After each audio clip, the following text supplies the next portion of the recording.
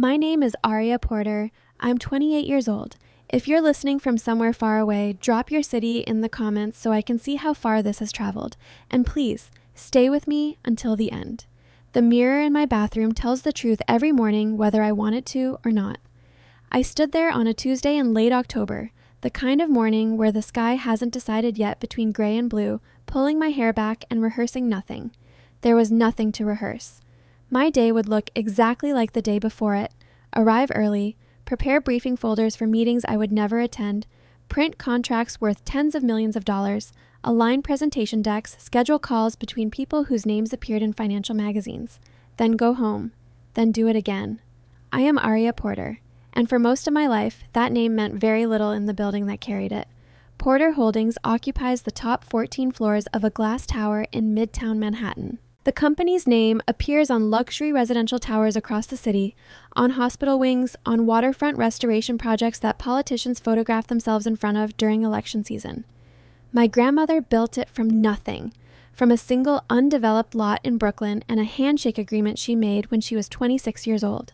The frame photographs in the lobby show the timeline: dirt lots becoming foundations, foundations becoming steel frames becoming skyline. I work on the 4th floor. Administrative support. My salary is $46,000 a year. I have worked there for 2 years, sitting close enough to hear decisions worth millions, positioned far enough away that no one imagined I understood them. And for a long time, I believed them. Believed that the distance was appropriate, that the 4th floor was exactly where I belonged, that the version of me my family had described for 20 years was accurate. Some children simply aren't built for academic success. My mother said that when I was 12 years old. She said it gently, the way you deliver bad news to someone you've already given up on. I had asked whether I could get extra help, tutoring, specialized instruction, anything that might make the words stop rearranging themselves when I tried to read quickly. She sighed with the specific exhaustion of someone who has already tried everything and found it wanting. We've already done so much, Aria. I was diagnosed with dyslexia at 7. It is not a deficit of intelligence. It is not laziness, and it is not a sign of anything broken.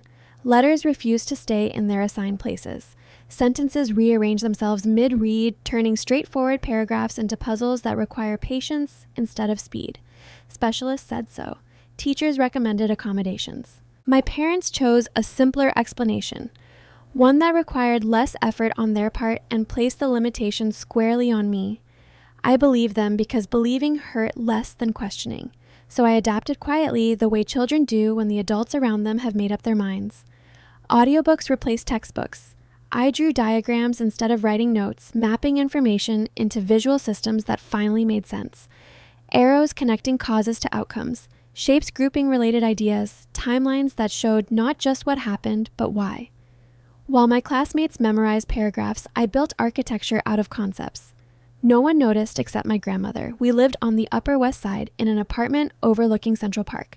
The kind of address people recognize immediately. The kind that signals arrival before you've opened your mouth. My father, Trevor Porter, ran Porter Holdings with the certainty of a man who had never seriously doubted himself. My mother, Melody, managed the family's social architecture with the same precision.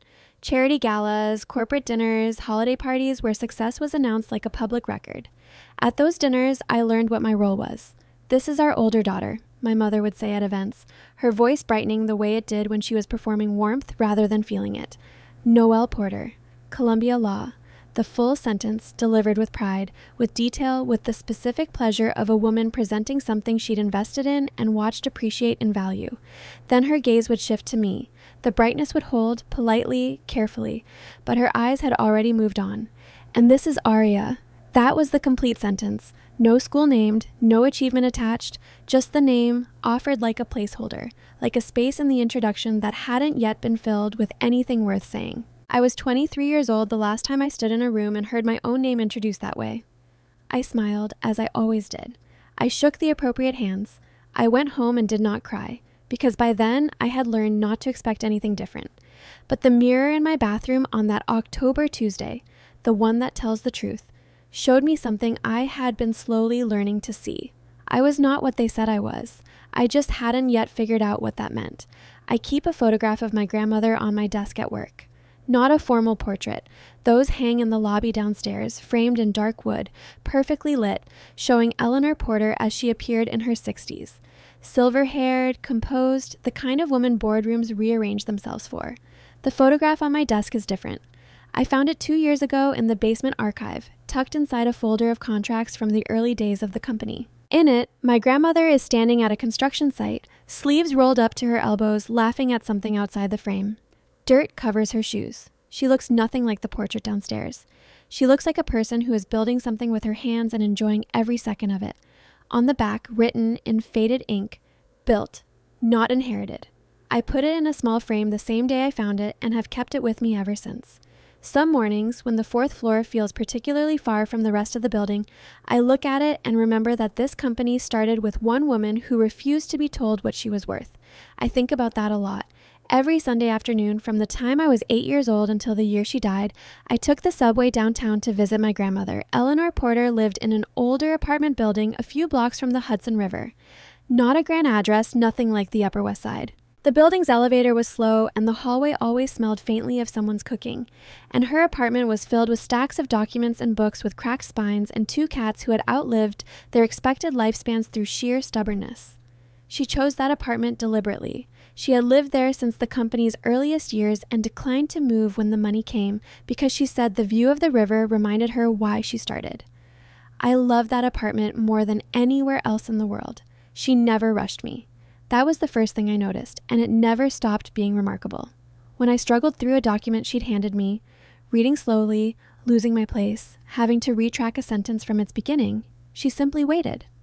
Not with the performance of patience, not with the barely concealed frustration I had learned to recognize in teachers and tutors, but with genuine stillness. As though my pace was not a problem to be solved, but simply the pace of the room. She turned contracts into stories. She turned negotiation histories into puzzles with missing pieces that needed to be found. When I was 10, she showed me a decades-old development agreement and asked me to tell her what I noticed about the language. Not to read it aloud, not to summarize it, but to notice. I looked at it for a long time. Then I told her that the person who wrote the second half of the document was nervous about something the first half didn't mention. She looked at me for a moment. "How did you know that?" I pointed at the places where the sentence structure changed, where qualifications appeared that hadn't been there before, where the agreement tightened in ways that suggested someone wanted to close a door before someone else noticed it was open. She smiled. Not the smile of a grandmother being kind to a child. The smile of someone who has found what they were looking for. "You don't read slowly, Aria," she said, sliding the document back across the table. "You read structure. That's rarer than you think." I didn't fully understand what she meant. I was 10. I understood that she wasn't disappointed in me, and that alone was enough to make Sunday afternoons the center of my week. As I got older, she taught me more. She had built the company during an era when women were not expected to be in those rooms, let alone to run what went on inside them. She had navigated financing, zoning disputes, partnership agreements, hostile competitors, and the specific exhaustion of being consistently underestimated by people who would later need her signature to proceed. She taught me to follow money not just through spreadsheets, but through behavior. Who hesitated, who rushed, who spoke too confidently about things they didn't fully control. She showed me hand-drawn diagrams she'd made in the company's early years.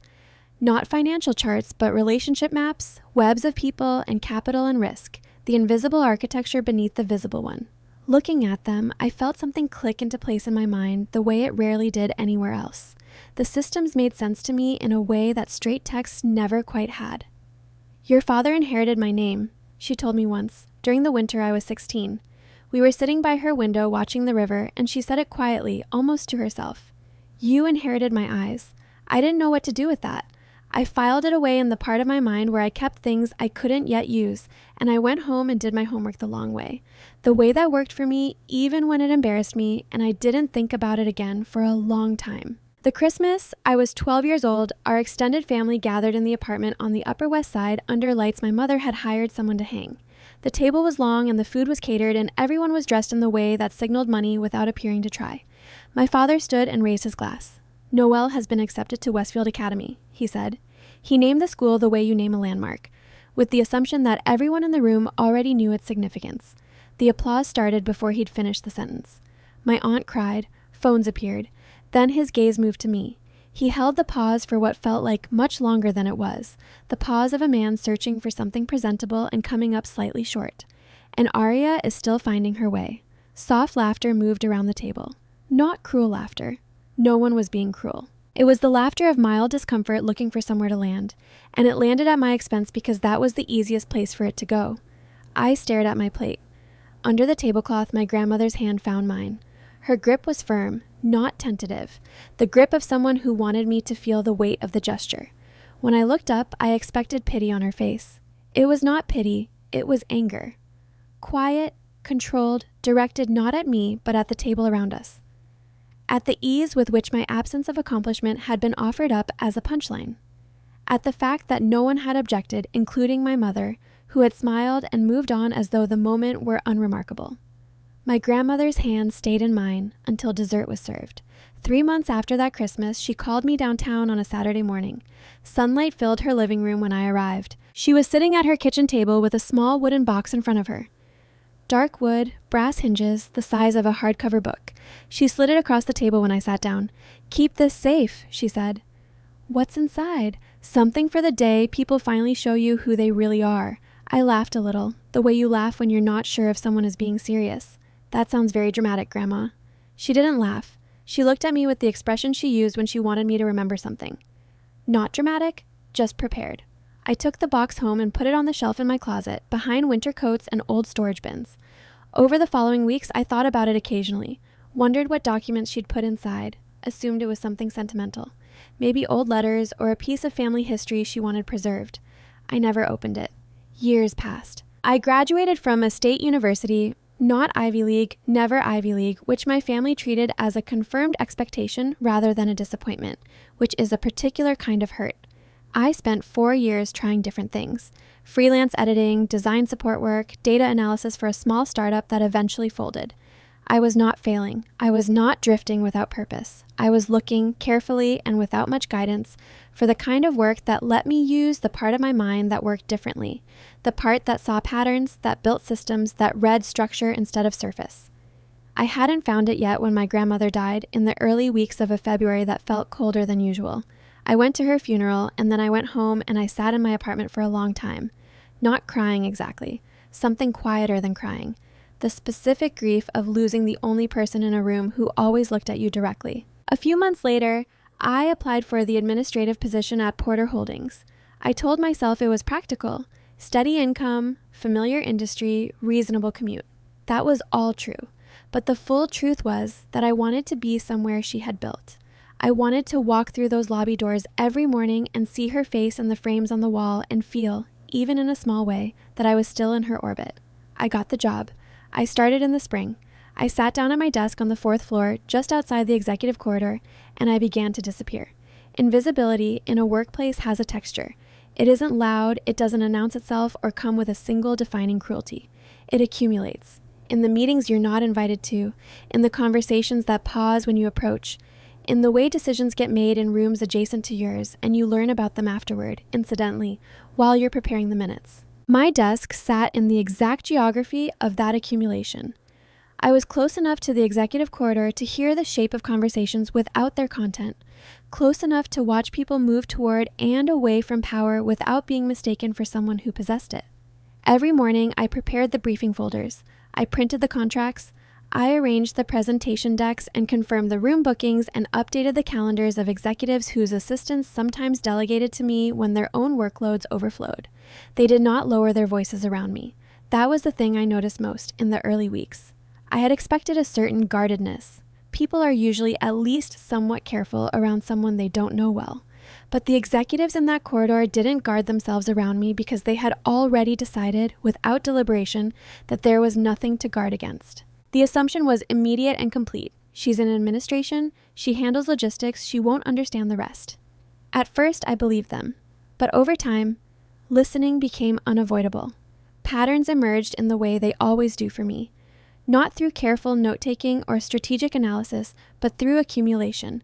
Through the slow recognition of shapes repeating themselves across different conversations, different quarters, different deals.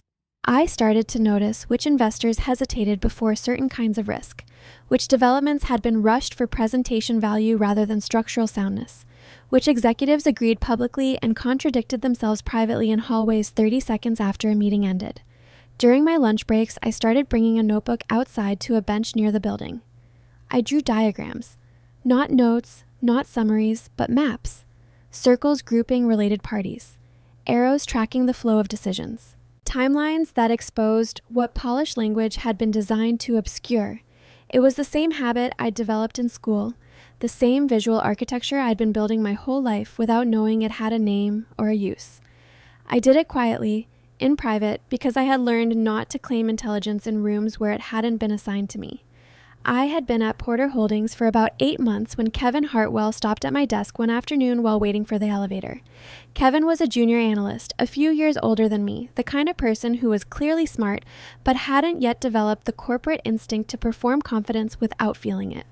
He was decent in a way that was slightly out of place in that building.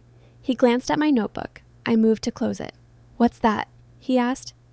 "Just organizing schedules," I said, but he'd already seen enough. He looked at it, really looked, not just a polite glance, and something shifted in his expression. "That diagram there," he said, pointing at the page, "that actually explains the Harbor District project better than the financial summary did." The elevator doors opened. He stepped inside. The moment lasted maybe 12 seconds from beginning to end, and then it was over and I was alone at my desk again with my notebook half closed in front of me. But the moment stayed with me.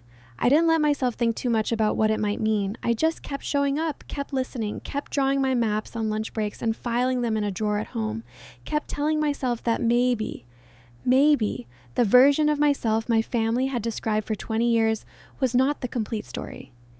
It was Ruth Alvarez who first said my grandmother's name to me in that building. Ruth had worked with Eleanor Porter for nearly 30 years. She was in her early 60s. One of those people whose institutional knowledge is so deep that everyone around them navigates slightly differently when they're in the room. She ran things with a quiet precision that made the fourth floor function regardless of what chaos moved through the floors above her. I found the photograph in late November, working alone after hours in the document archive. A basement room lined with steel shelving and filing boxes that went back to the company's earliest years. The photograph was tucked inside a manila folder of contracts from the mid-70s. She was standing at a construction site, laughing, sleeves rolled up, completely at ease in a place most people in her position would have observed from a distance. I was still holding it when I heard footsteps on the stairs. "You found her favorite photo." I turned. Ruth stood in the doorway, arms folded, looking at the photograph with an expression I couldn't quite read. Something between fondness and grief, the expression of someone who has made their peace with a loss but hasn't stopped feeling it. She hated boardrooms, Ruth said, walking slowly into the archive. She used to say a room with no windows and no dirt on anyone's shoes was a room full of people who'd forgotten what they were building. She never talked much about the early years, I said. "Not directly. She didn't need to," Ruth replied. "She showed people instead." She was quiet for a moment, looking at the shelves around us.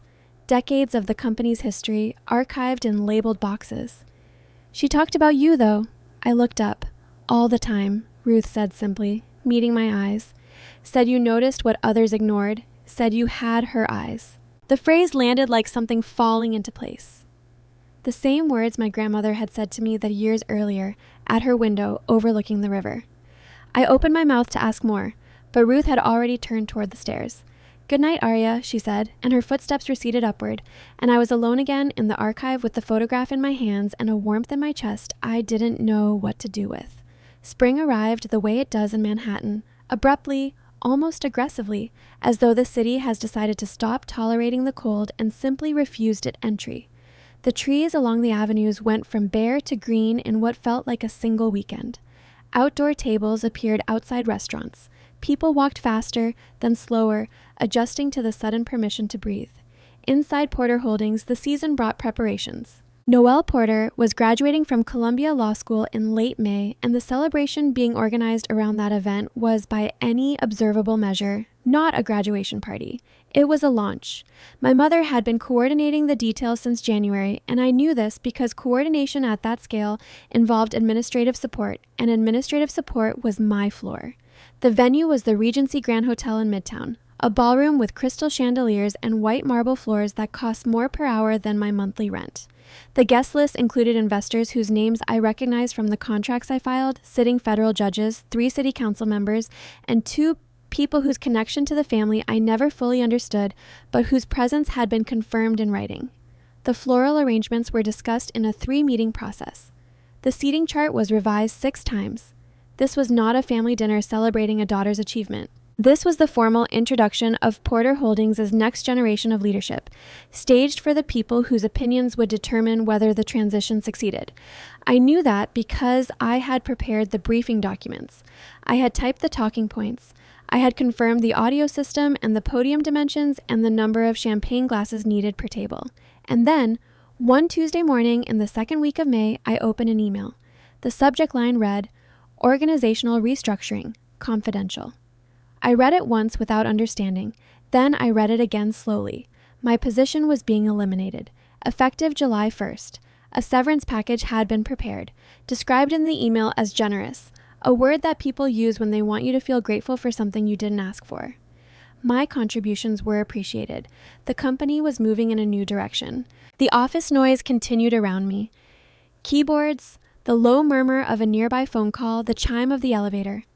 I sat perfectly still. Through the wall behind my desk, the one that separated the open administrative area from the row of executive offices, my father's voice carried. He was on a phone call, not shouting, not being careless, simply not considering that the wall was thin enough to matter. "We can't keep her here once Noelle steps forward," he said. "People will ask questions." My mother's voice, quieter, answering from somewhere in the room. "She just isn't suited for leadership environments. It's better for everyone." A pause. "Arrange the severance generously. Make it clean." I looked at my screen. I was not shocked. I want to say that clearly because shock would have implied that some part of me had still been waiting for a different version of this story. I had stopped waiting for that version a long time ago. What I felt instead was a cold, clarifying certainty. The specific sensation of having suspected something for years and finally receiving confirmation. The graduation gala was in 9 days. I looked at the invitation on my desk, printed on heavy cream stock, my name on the envelope in my mother's handwriting. Dinner at the Regency Grand. Cocktails from 7 o'clock. Please join us as we celebrate Noelle Porter's graduation from Columbia Law School and her bright future ahead. At the bottom, handwritten in blue ink, Table 26. I had arranged the seating chart. I knew exactly where Table 26 was. It was in the back of the room near a marble column that partially blocked the view of the stage. I sat with that knowledge for a moment, not with anger, not quite, but with the quiet understanding of someone who has just had a suspicion confirmed in specific and unambiguous terms. I was not being invited as a daughter. I was being invited as someone who was already being erased, given a seat in the room so that no one could say she wasn't included, positioned far enough from the center that her presence would not complicate the image. I folded the invitation and put it in my bag. 9 days. I would go. I would sit at Table 26. I would watch the future my family had planned get announced to the people they needed to impress. And I had absolutely no idea that 9 days later, a man in a gray suit would walk across that ballroom and change everything. Sometimes people don't push you out loudly. They simply prepare a future where you no longer exist and assume you'll accept it quietly because you always have before. I had always accepted it quietly, but I was 28 years old and the box my grandmother gave me was still sitting in my closet and I had never once opened it.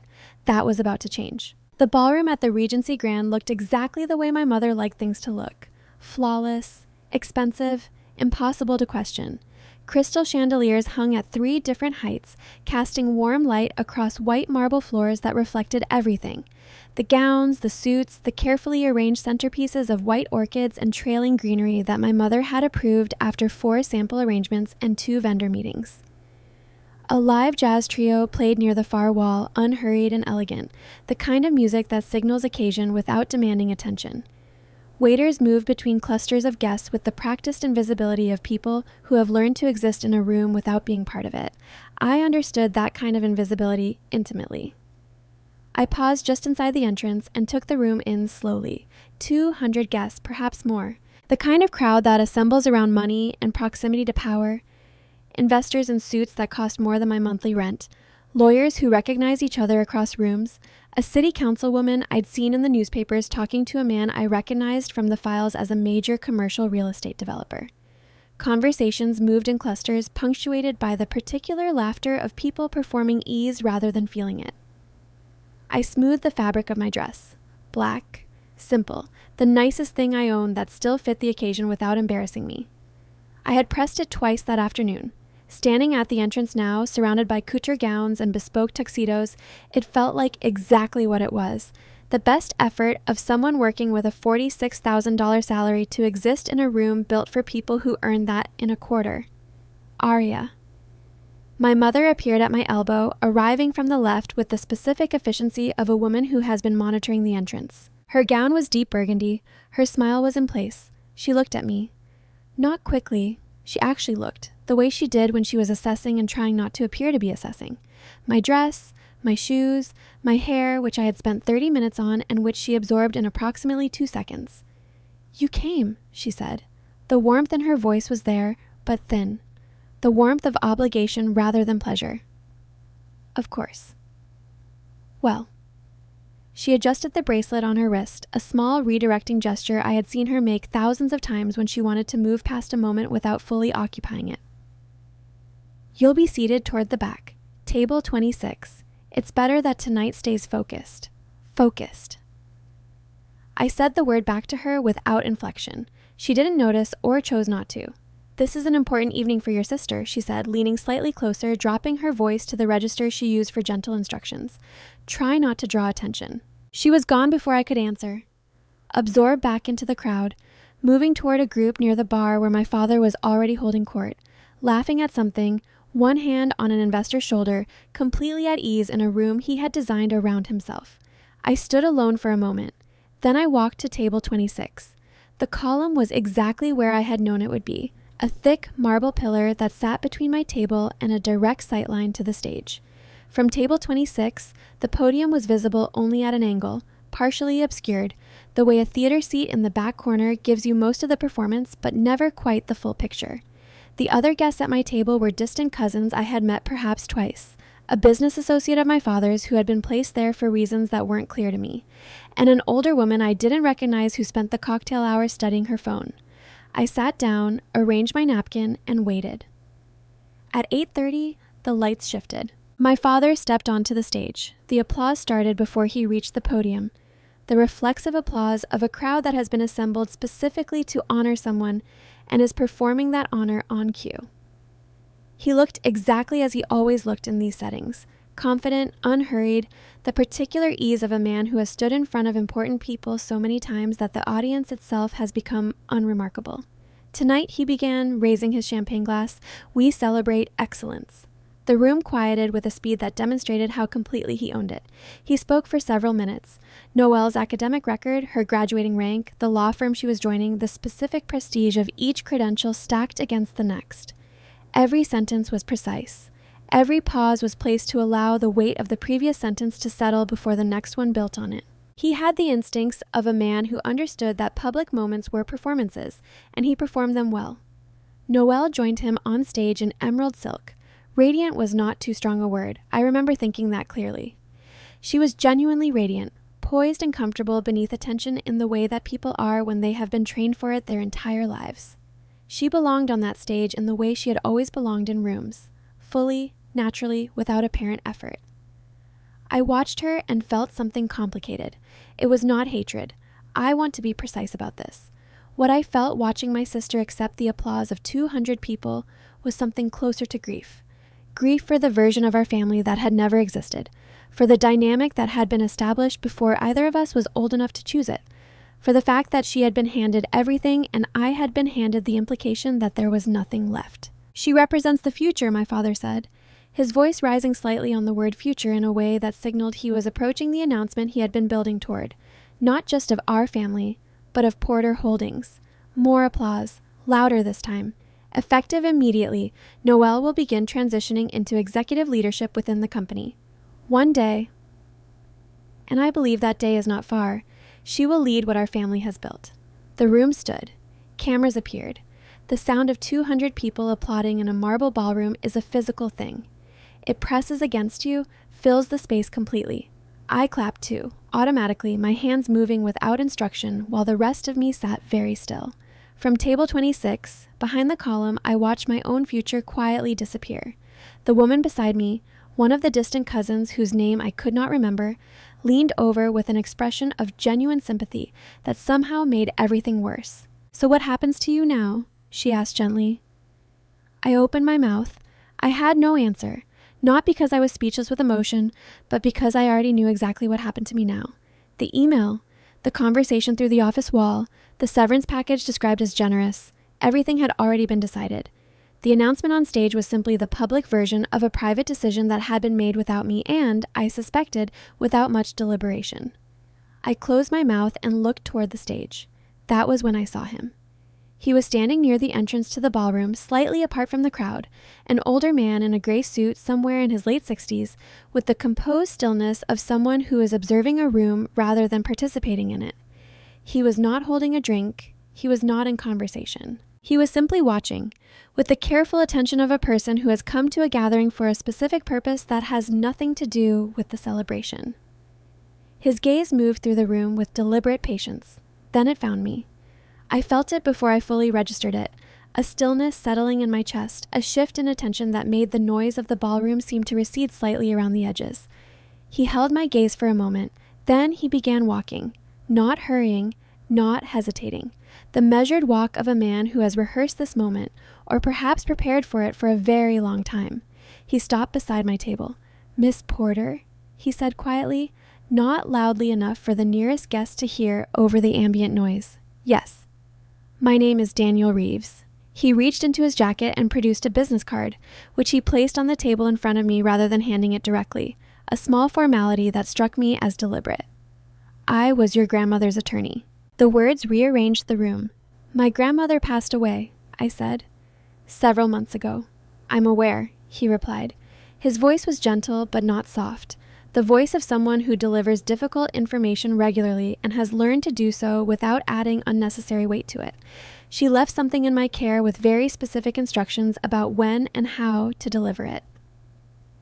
From inside his jacket, the inner breast pocket, he removed an envelope, cream-colored, standard size, sealed with red wax. He placed it on the table beside his card. "I was told to deliver this on the day your father publicly named an heir." My pulse moved in my throat. "What is it?" He held my gaze steadily. "The document your father doesn't know exists." The noise of the ballroom continued around us. Laughter, the clink of glasses, the jazz trio easing into something slow and warm. Noelle was posing for photographs on stage, one hand at her waist, smiling at someone's camera. My father stood nearby, shaking hands, accepting congratulations, already moving forward into the future he had arranged. I looked down at the envelope. My name was on the front, written in handwriting I recognized immediately. The particular slant and pressure of my grandmother's script, the way she formed the capital A in aria with a small upward flourish at the top. She had written my name. She had written it, knowing I would be the one to open it, on a night exactly like this one, in a room exactly like this one. Daniel Reeves leaned slightly forward. "She believed you would understand when the time came," he said quietly. She was very specific about that. I picked up the envelope. It was heavier than it should have been, not physically, but in the way certain objects carry the weight of what they contain before you've opened them. I sat with it in my hands for a moment, the ballroom noise pressing around me, my sister's laughter carrying from the stage. For the first time that night, the room felt like it had not finished with me yet. It felt strangely like it had only just begun. I don't remember deciding to leave my chair. One moment I was sitting at table 26, the envelope in my hands, the ballroom noise pressing around me from all sides.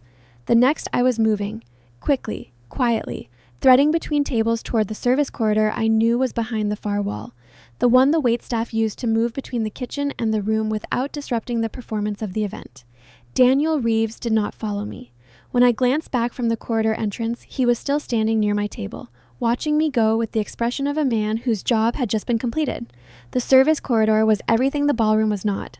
Fluorescent lighting, flat and cold, stainless steel prep surfaces along one wall, the smell of food and cleaning solution. The distant muffled sounds of the celebration, applause, music, the particular acoustic texture of 200 people enjoying themselves, reduced to a low hum by 2 inches of wall.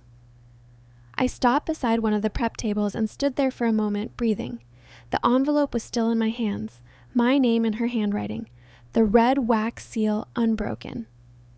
I thought about what it might contain. Legal documents, perhaps, something related to the estate, a personal bequest, a letter she had wanted me to have. Families do these things. People leave letters with attorneys. It didn't have to mean what the weight of it seemed to suggest. The document your father doesn't know exists. I broke the wax seal. 3 documents were inside.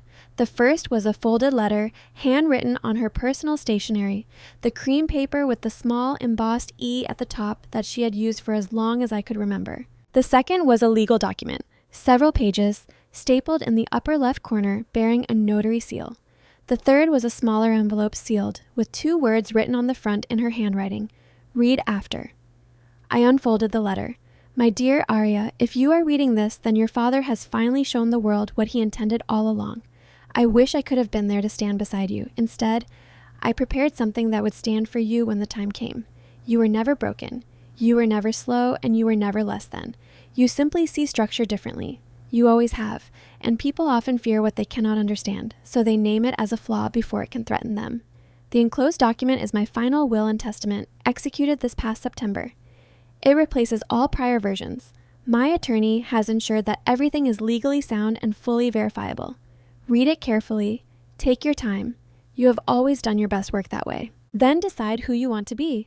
With all my love, Grandma Eleanor. I read it twice. Then I set it down on the prep table and picked up the legal document. The text was dense. Paragraphs of formal language, the kind that closes in on itself in ways that can make even experienced readers lose the thread. I felt the old anxiety surface at the edges, the familiar tightening that came with documents that needed to be read precisely and completely, where missing a word could mean missing the meaning. I took a breath. I slowed down, 1 line at a time. The language became clearer as I found its rhythm. Not the speed reading that people without dyslexia perform, but the structural reading my grandmother had recognized in me when I was 10 years old. I moved through the paragraphs the way I moved through any complex system, finding the framework first, then filling in the detail. And then I reached the sentence. I read it. I read it again. To my granddaughter, Arya Rose Porter, I bequeath 51% of my shares in Porter Holdings, together with all voting rights associated therewith, effective upon the completion of the legal verification process initiated by my attorney, Daniel Reeves, upon delivery of this document. The corridor seemed to tilt slightly. 51%. Majority ownership. My father had not simply planned to pass leadership to Noelle. Under my grandmother's final will, legally superseding all prior versions, he no longer controlled the company. He had never controlled it.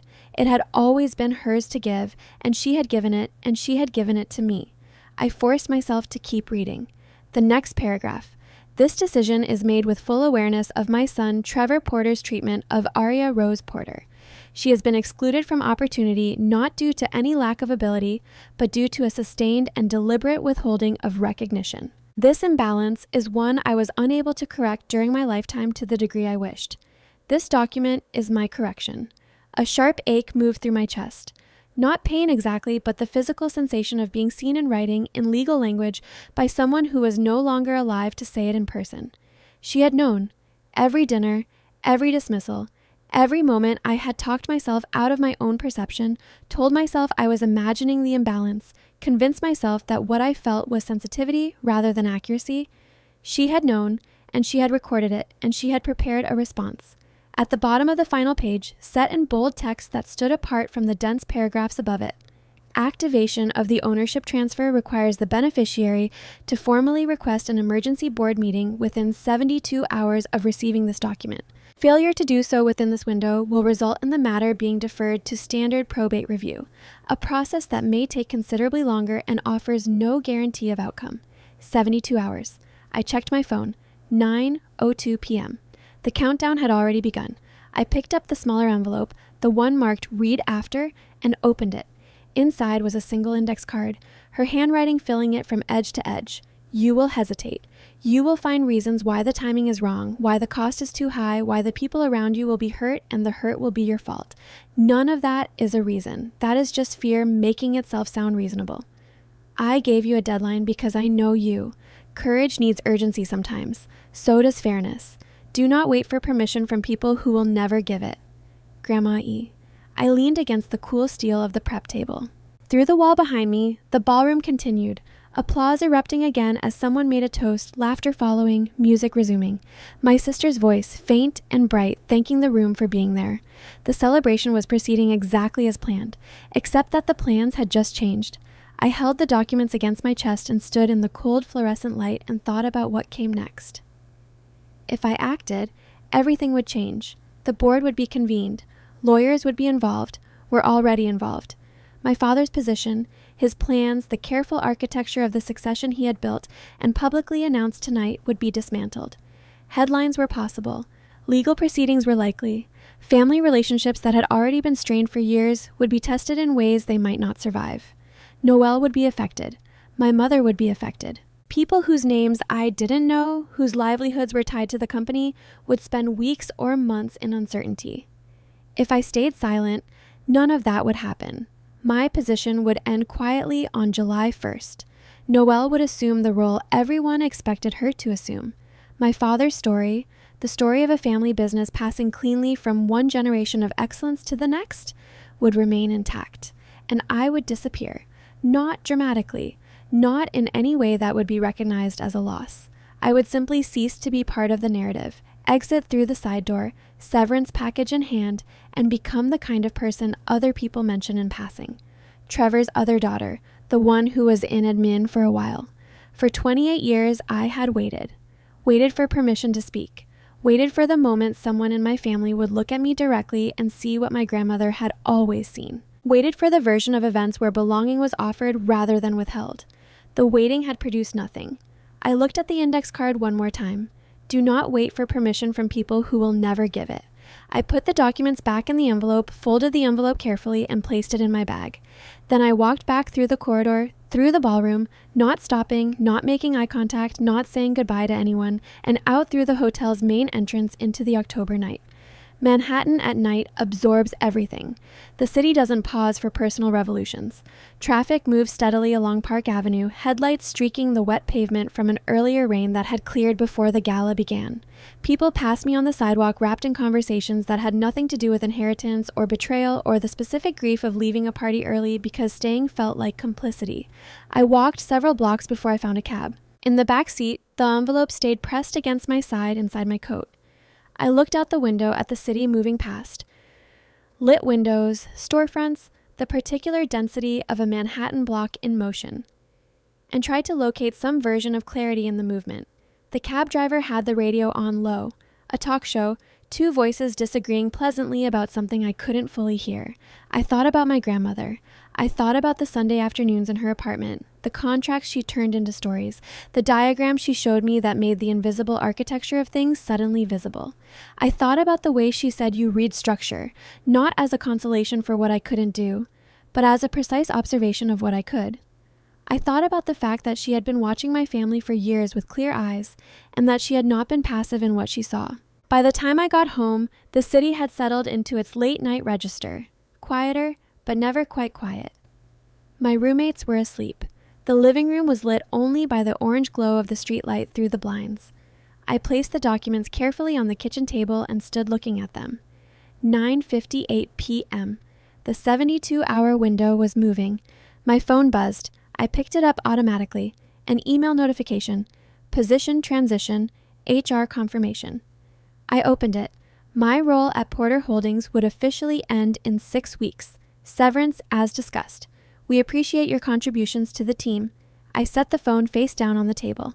The timing made everything architectural in its clarity. The gala was not just a celebration.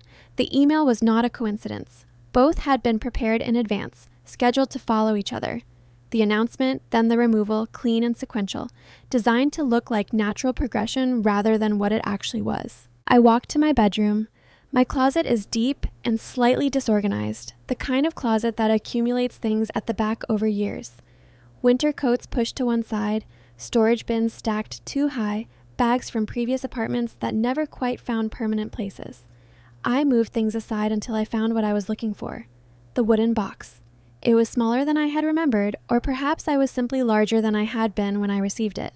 Dark wood with brass hinges, the kind of box that looks like it contains something important and was built to last longer than the person who made it. Dust had settled on the lid. Not a dramatic layer, but enough to confirm that years had passed since I had touched it. I carried it to the kitchen table. I sat down. I looked at it for a moment. This object my grandmother had placed in my hands at her kitchen table when I was 12 years old told me to keep safe, and that I had kept safe mostly by forgetting about it. For the day people finally show you who they really are. That day had apparently arrived. I opened the lid. Inside were 3 items. The first was a handwritten letter on the same cream stationery she had always used, folded in thirds. The second was a legal document, older than anything in the evening's envelope, the paper slightly yellowed at the edges, bearing an official stamp from the spring of 1974. The founding partnership agreement. I recognized what it was from the context clues before I read a word. The third was a small USB drive. Attached to it with a rubber band was a folded slip of paper. I recognized the handwriting immediately. Not my grandmother's. Ruth Alvarez's. I unfolded the slip. She asked me to add this after the March board meeting. Said I should find a way to get it to you before everything happened, and that you would know when to use it. I've had a key to your apartment for emergencies since your grandmother arranged it 3 years ago. I'm sorry for the intrusion. She was very specific. Ruth. I sat back. I turned the USB over in my hands. My grandmother had given me the box when I was 12. The USB had not been in it then. It couldn't have been because the recording it almost certainly contained had been made years later. Ruth, with the key my grandmother had quietly arranged for exactly this kind of contingency, had added it after the meeting that had apparently changed everything between my grandmother and my father. My grandmother had not acted impulsively. She had not reacted in grief or bitterness. She had built a response, piece by piece, over years, with the same methodical care she had used to build everything else. I unfolded the letter from inside the box. Arya, if you are opening this, then the moment has arrived and I am not there to walk through it with you. I am sorry for that. Porter Holdings was built through risk, through work, through the specific courage of deciding that what you are building matters more than what people expect you to be. Leadership belongs to those who protect what others depend on, not to those who inherit comfort and mistake it for capability. The founding agreement enclosed here establishes that controlling shares in this company cannot be diluted or transferred without full board approval. This was a protection I built in at the beginning, before I knew I would need it, because I understood even then that the thing most likely to threaten what you build is the people closest to you. The drive contains records you will need. Ruth added it as I asked her to. She has been a truer friend than I deserved. Use what is there wisely. Not for revenge. Revenge is just pain wearing a purpose. Use it for fairness. Use it to correct what I could not correct while I was alive. Love always. Grandma Eleanor. I plugged the USB into my laptop. Several folders appeared on the screen. Meeting minutes spanning multiple years organized by date, a folder of archived internal emails, a subfolder of legal transcripts, and one file that sat apart from the others, labeled simply, Board Meeting Recording, March. I pressed play. My father's voice filled the kitchen. She's no longer capable of understanding modern business. A pause. Reducing her voting rights is a necessary step for the company's stability going forward. Other voices. I recognized 2 of them as senior board members from their names appearing on documents I had filed. One objected immediately. Another asked a clarifying question about the legal mechanism being proposed. A third voice asked, with the specific sharpness of someone who suspects they are being asked to participate in something they will regret, whether the subject of the conversation had been informed. That's not necessary at this stage, my father said. More voices, more questions. Then, the motion fails. 4 in favor, 7 opposed. The recording ended. I sat in silence for a long moment. He had not simply favored Noelle over me. He had not simply planned a succession around the daughter he found easier to understand. He had tried to remove his own mother's control of her own company while she was still alive. She had been in her 70s, still sharp, still in full possession of her faculties, still the majority shareholder of the company she had built from a single undeveloped lot in Brooklyn. And her son had stood in a boardroom and argued that she no longer understood modern business. The motion had failed, but she had known what he wanted, and 3 months later, she had updated her will. I leaned back in my chair and looked at the ceiling. All of it made sense now. The way she had watched my father at family gatherings with a certain careful distance. The way she had never spoken about the company's governance in my presence without also teaching me something. The way she had given me the box. Not impulsively, not sentimentally, but as the first piece of a structure she was assembling around me for a day she believed was coming. She had not left me power on a whim. She had built a defense, layer by layer, for years, and she had aimed it at the moment that had arrived tonight. I checked the time, 11:47 p.m., 72 hours from 9:02 p.m. I did the arithmetic. The deadline was Saturday night, just before 9 o'clock. The emergency board meeting would need to be requested before then. I picked up Daniel Reeves's business card from the table, turned it over, turned it back. The familiar voice came, as it always had, the one that had been speaking to me in one form or another for 20 years. Don't create conflict, you'll embarrass yourself. These rooms are not for you. The people in them have already decided and their decisions are final, and fighting them only confirms what they already believe about you. I had listened to that voice for a very long time. I opened a new message on my phone, typed the number from the card. Mr. Reeves, this is Aria Porter. I would like to proceed with activating the will. Please advise on the process for requesting the emergency board meeting. I read it back once. Then I press send. No thunder, no sudden clarity, no surge of the confidence I had been waiting my whole life to feel. Just silence, and the sound of the city outside my window, and the small blue confirmation that the message had been delivered. But inside that silence, something had changed. For the first time in 28 years, I was not waiting for someone else to decide what happened next. I was deciding. Daniel Reeves called at 7:12 the following morning. I was already awake. I had been awake since 5, sitting at the kitchen table surrounded by documents I had organized into 3 stacks. The will and its supporting legal materials, the founding partnership agreement from the box, and the printed transcripts I had pulled from the USB files and read twice during the night. My coffee had gone cold an hour earlier, and I had not noticed until I picked it up.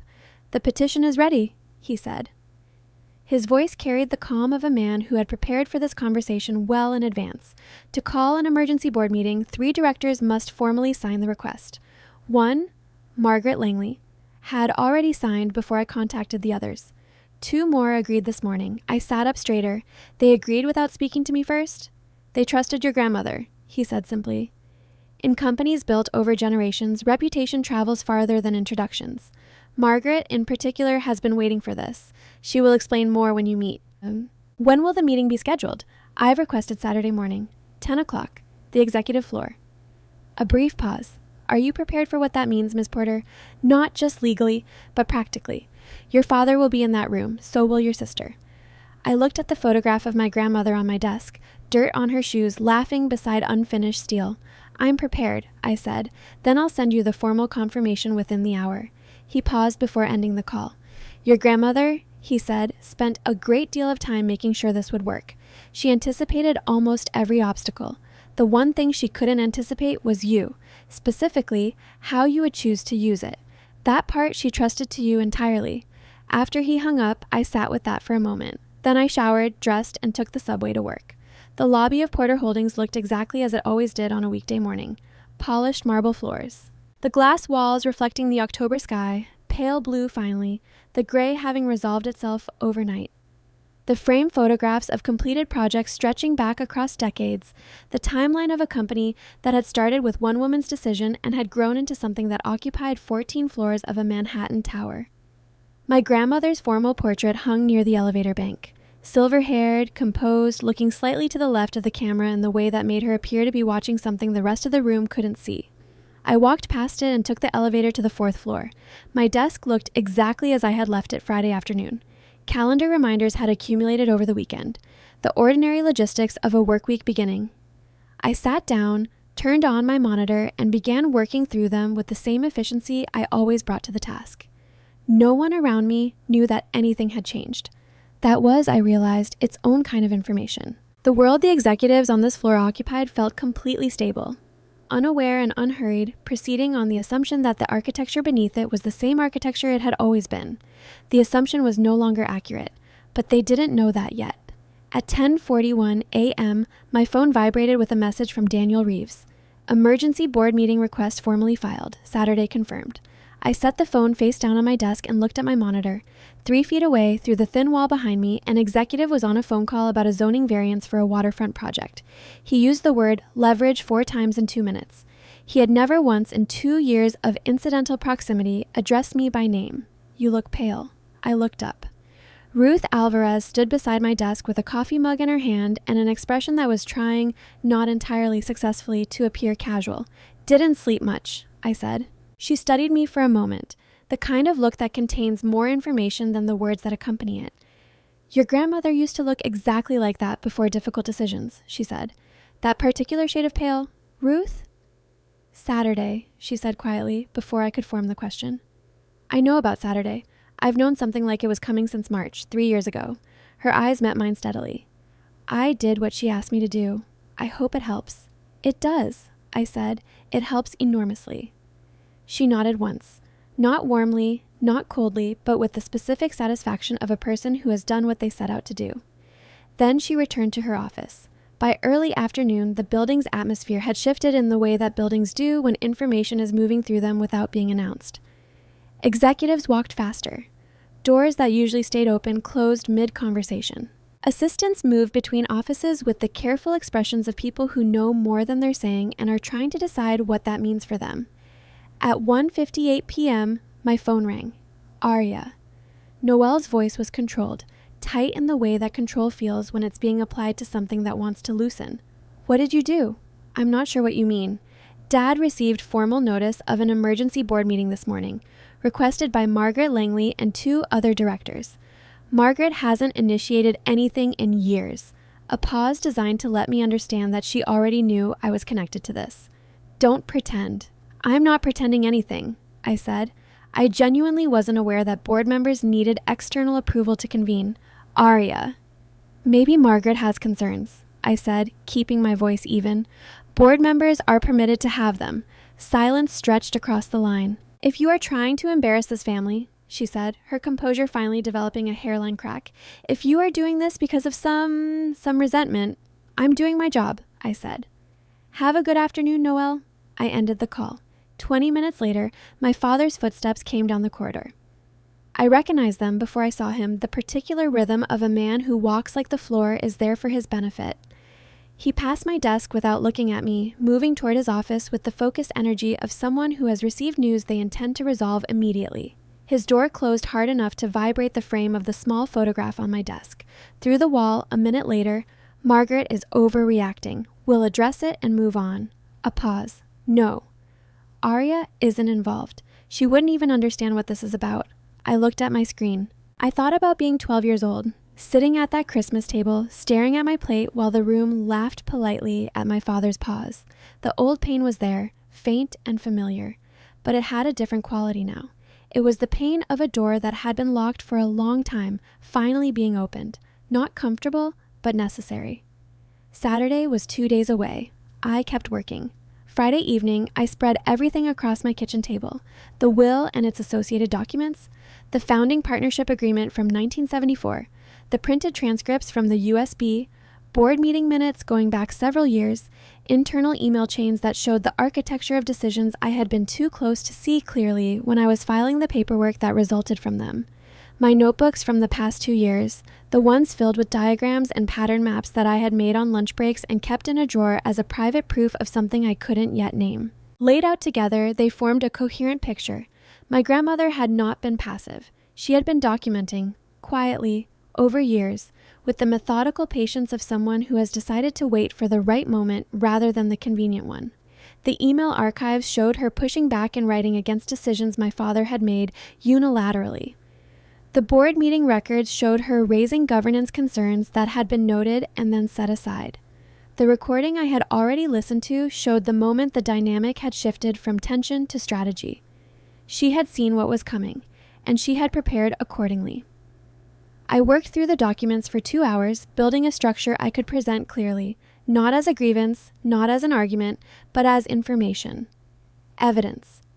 The board would need to understand not just what the will said, but why she had written it, what had preceded it, and what it was designed to correct. The doubt arrived around 9 o'clock, as doubt tends to do when the preparation is done and the silence settles in. What if they dismiss you again? What if you stand in that room and your voice doesn't hold? What if they see the same thing your family always saw? A 28-year-old woman in an administrative role with no legal training and a reading difficulty, and they decide that's the whole story? I almost closed the folder. Then my phone rang. Kevin Hartwell. I stared at his name on the screen for a moment before answering. I heard about the board meeting, he said, without preamble. I want you to know something. Okay, that diagram you had in your notebook, the Harbor District Analysis. I presented it at the analyst review in September. I should have told you at the time, and I didn't, and I've been trying to figure out how to say this since then. He paused. Margaret Langley was in that review. She asked where the analysis came from. I told her it was yours. I sat very still. She asked me to describe exactly what you'd shown me, he continued. She didn't say much at the time. But 2 weeks later, she flagged the Harbor District deal for independent review. The deal was pulled. There were structural issues that would have cost the company significantly. Another pause. She's known it was your work since September, Arya. I think that's part of why she signed the petition. I didn't speak for a moment. You should have told me, I said finally. I know. I'm sorry. He meant it. I could hear it. For what it's worth, she already saw what you were capable of before any of this. Whatever happened Saturday, that part is already true. After I hung up, I sat in the kitchen with the lights low and the city making its familiar sounds outside the window. My grandmother had said I noticed what others ignored. I had spent 2 years doing exactly that, quietly, in private, as though it were a habit to be hidden rather than a capability to be used. And it had mattered anyway, not because I had claimed it or performed it or sought recognition for it, but because the work itself had been visible, even when I hadn't meant it to be, even when I'd been trying to make myself invisible. The work had spoken. I thought about Saturday. I thought about walking into that boardroom not as the woman who had always sat at table 26, not as the daughter introduced last, not as the employee whose position was being quietly eliminated, but as the person my grandmother had spent years preparing for this specific moment. I packed the documents into my bag carefully, the way you pack something you will need to find quickly. Then I turned off the kitchen light and went to bed. I did not sleep well, but I slept. And in the morning, I put on my gray blazer and walked through the front doors of Porter Holdings for the first time in 2 years. Saturday morning arrived the way significant mornings often do, quietly, without ceremony, as though the day had not been informed of its own importance. I woke before my alarm. The city outside my window was doing what it always did at that hour on a weekend, moving at half its usual speed, unhurried, the particular stillness of a Manhattan morning before the full weight of the day has settled in. Pale light came through the blinds in thin, horizontal lines. A cab moved along the street below. Someone's dog barked twice and then stopped. I lay still for a moment, looking at the ceiling. In 4 hours, I would walk into a boardroom on the 42nd floor of a building that carried my grandmother's name, and I would present a legal document that restructured the ownership of everything inside it. 12 people would be in that room. Most of them had spent their careers in spaces exactly like it. Most of them had decades of experience making the kind of decisions that this morning would require. I was 28 years old. I had spent 2 years printing their agendas. I got up, I made coffee, I showered and dressed carefully. The gray blazer I had worn to my first interview at Porter Holdings, dark trousers, low heels that I could stand in for hours without thinking about them. I ate something, though I couldn't have told you afterward what it was. I checked my bag 3 times to confirm the documents were where I had placed them the night before. At 9:15, I left my apartment and took a cab to Midtown. The cab moved through the late morning traffic with the unhurried logic of a city that doesn't know your schedule. I watched the streets through the window. The way Manhattan transitions block by block, the neighborhoods shifting register as you move uptown, the buildings getting taller and the pedestrians getting more purposeful. I thought about my grandmother standing at a construction site in 1974 with dirt on her shoes, laughing beside unfinished steel. Built, not inherited. She had been 26 years old when she started, 2 years younger than me now. She had walked into rooms full of people who had already decided what she was. And she had kept walking in anyway, not because she felt brave, not because she was certain of the outcome, but because the work mattered, and she had decided that mattered more than the discomfort of the rooms. The cab pulled up in front of Porter Holdings Tower. I paid the driver and stepped out. The building looked different on a Saturday. On weekdays, the lobby operated at full register, security desk staffed by 2 people, a rotating stream of employees through the turnstiles, the ambient noise of a building in motion. On a Saturday morning, it was ceremonial. The marble floors gleamed without the scuff of foot traffic. The overhead lighting had an almost theatrical quality, the kind that makes a space feel like it has been arranged for an occasion. My footsteps echoed as I crossed the lobby. The security guard at the weekend desk looked up as I approached. He was younger than the weekday staff, slightly uncertain in the way weekend assignments can make people, aware that the building operates differently today, and not entirely sure what that means for his procedures. "Name?" he asked, pen ready. "Aria Porter." He looked at his tablet. Found my name. Looked at it for a slightly longer moment than a simple confirmation would require. The pause of someone who has been given information without full context and is trying to calibrate its significance. He nodded toward the executive elevator bank. 42nd floor. They're expecting you. The executive elevators were separate from the ones I had used every day for 2 years. Faster, quieter, paneled in dark wood with a small mirror on the back wall. I stepped inside and the doors closed behind me with a sound like a decision being made. 42. The number lit up. The elevator began to move. I looked at my reflection in the mirror, same gray blazer, same tired eyes from a night of inadequate sleep. The same face I had carried into every room where people had looked through me, not at me, the specific quality of being seen without being perceived. But I was not the same person who had walked through the employee entrance 2 years ago and learned to take up as little space as possible. I was the majority shareholder of this building. The thought had not become ordinary yet. It still had the quality of something foreign, something that fit in my mind, but hadn't yet been absorbed into it. I suspected it would take time for that to happen. Weeks or months before the weight of it felt like mine, rather than someone else's. The elevator slowed. The doors opened onto the 42nd floor. The executive corridor was everything the floors below it were not. Wide, unhurried, lined on both sides by floor-to-ceiling windows that looked out over Manhattan in every direction. The city spread below like a map of itself, the park visible to the north, the bridges east and west, the density of Midtown pressing out toward the water in every direction. I had prepared meeting materials for people who worked on this floor for 2 years. I had never stood on it. I walked forward. Staff members I had seen in passing downstairs stopped mid-conversation as I passed. Recognition moving across their faces followed immediately by something more uncertain. The recalibration of a person encountering something they weren't expecting. I kept my pace steady. The boardroom doors were at the end of the corridor. A security attendant stood to one side of them with a clipboard. "Name?" he asked. "Aria Porter." He looked at the list. His brow moved fractionally. "I don't have you as an authorized participant for this session. I was invited by Director Langley," I said. "She can confirm it. I'll need to—" "That won't be necessary." The voice came from behind me. Heels on marble, unhurried and precise. The specific cadence of someone who walks through spaces as though the spaces have been waiting for them. I turned.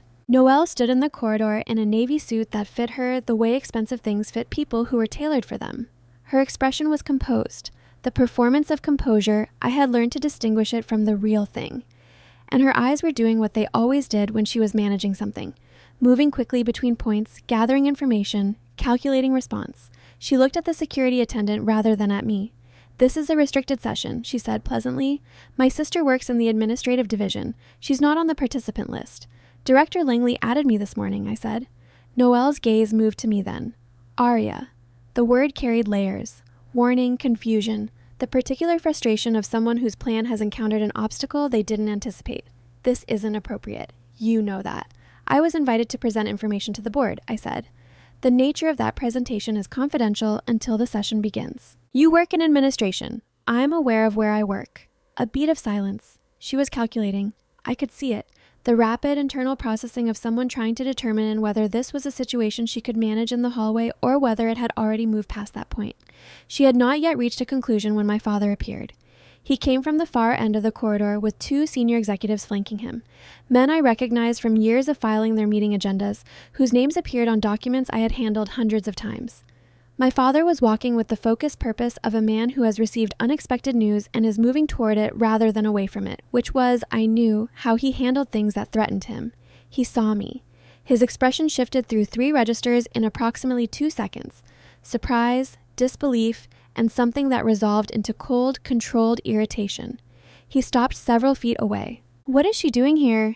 "She claims Director Langley invited her," the security attendant offered, slightly unhappy to be in the middle of whatever this was.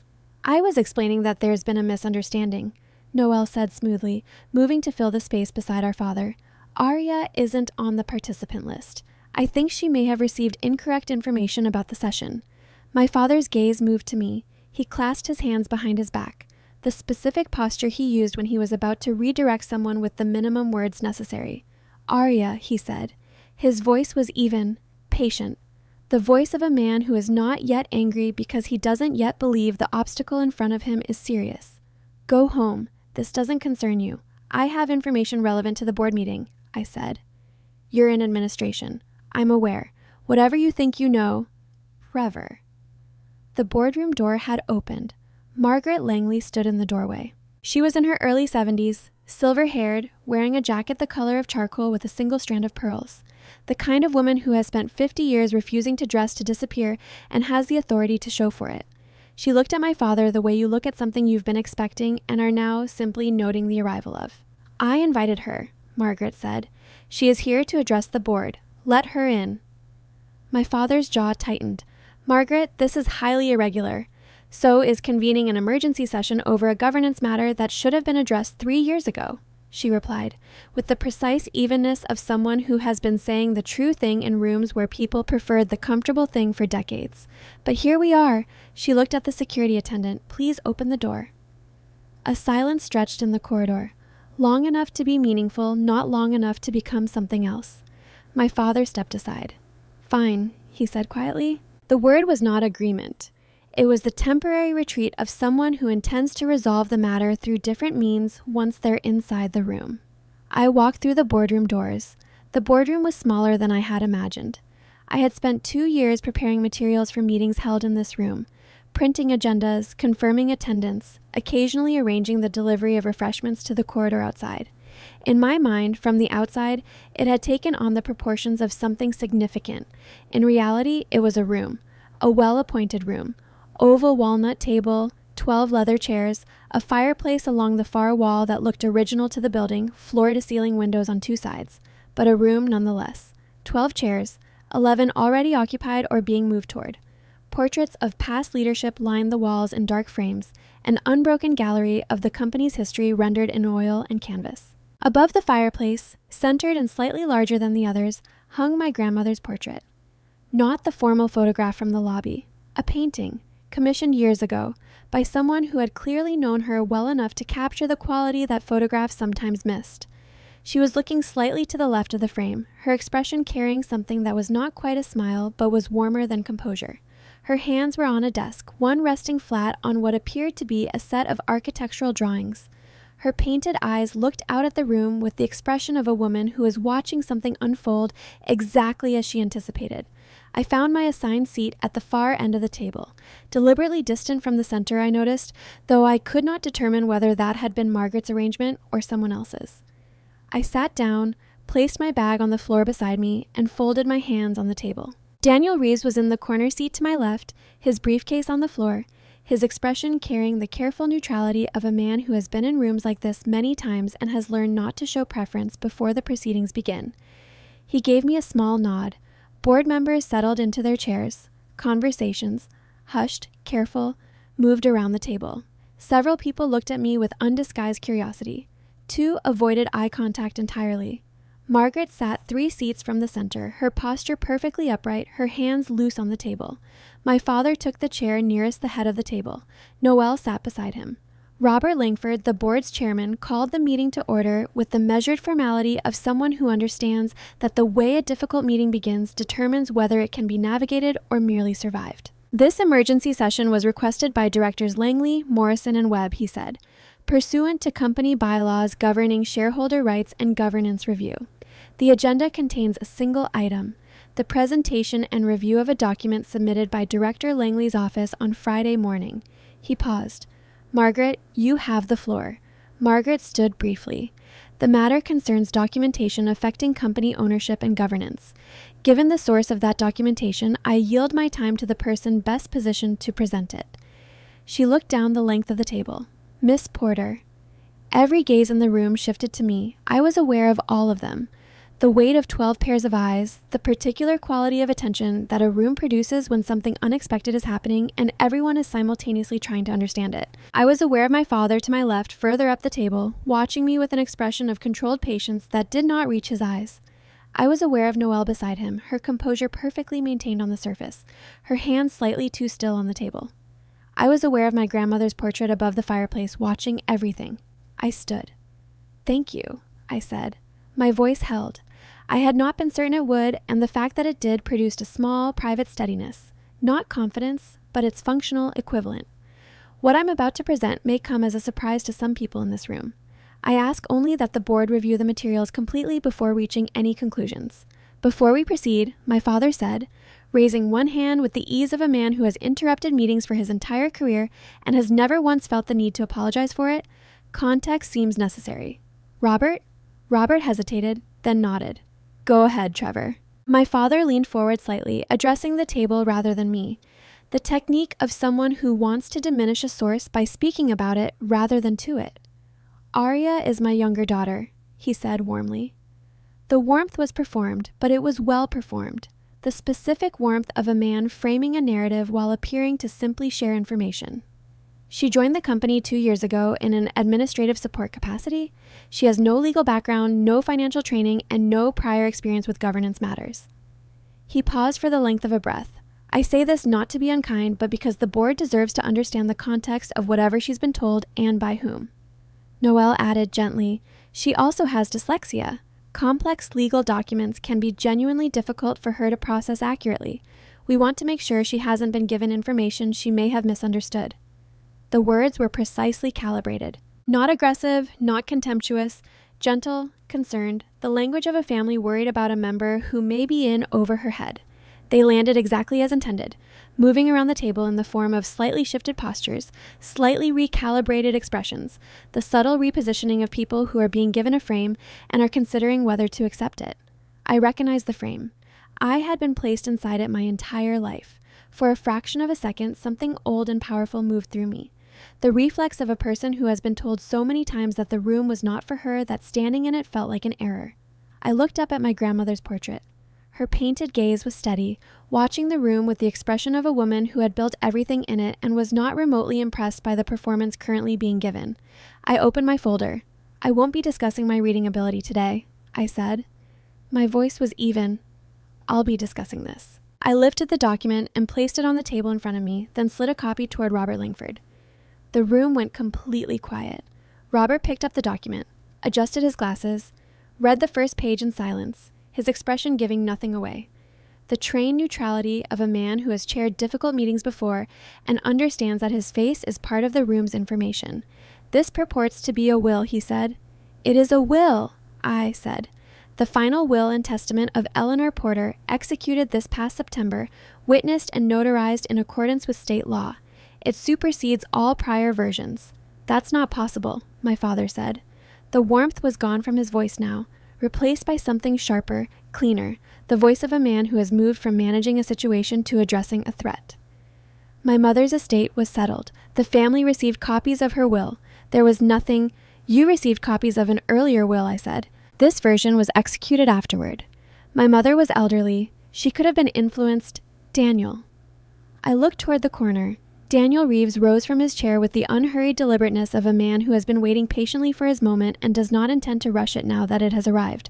I served as Eleanor Porter's personal attorney for 19 years, he said, addressing the table in the measured tone of someone presenting testimony rather than argument. I was present when this will was executed. I witnessed her signature. I can confirm unequivocally that she was in full possession of her faculties, alert, precise, and entirely clear about the document's contents and implications. He paused. I have spent the past several months ensuring that the legal record is complete and verifiable. Copies were submitted to the appropriate court last Friday morning. The document before you is authentic. A murmur moved through the room. Not loud, not disruptive, but audible. The specific sound of 12 people recalibrating. Even if authentic, Noelle said, her voice carrying the quality of someone making a final argument they have prepared carefully. The document would need to be reviewed, contested, subject to the normal probate. The normal probate process, Daniel replied, was initiated by my office the week following Mrs. Porter's death. The process was delayed by a legal challenge filed on behalf of the existing estate, which disputed the validity of the September will. He looked at my father briefly. That challenge has been under court review. The reviewing judge issued a preliminary finding last Thursday, confirming the document's validity under state law. I have those findings here. He opened his briefcase and produced a second set of documents, which he passed to Robert. My father said nothing. He was looking at the table. I watched him. The man who had told a boardroom full of people that his mother no longer understood modern business, who had arranged my removal from a company I had worked in quietly and without complaint, who had scheduled my erasure for July 1st and then gone to a gala and announced his succession plan to 200 guests. He was not looking at me. He was looking at the table, and his expression had the quality of a man who has just realized that the ground beneath him is not what he believed it to be. Before the board proceeds to legal review, I said, I'd like one additional item entered into the record. Robert looked up. Proceed. I took out my phone, found the file, pressed play. My father's voice came out of the small speaker, not loudly, but clearly, in the specific quiet of a room where everyone has stopped making noise to listen. She's no longer capable of understanding modern business. Reducing her voting rights is necessary for the company's stability going forward. The objecting voices, the questions, the failed motion. I stopped the recording.